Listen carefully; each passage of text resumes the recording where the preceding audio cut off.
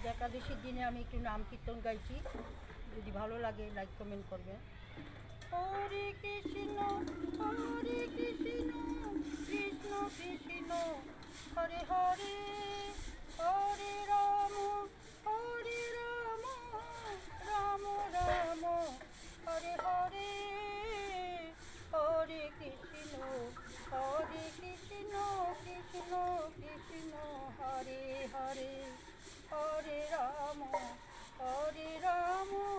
Ram Ram Hare Hare, Hare Krishna Krishna Krishna Hare Hare,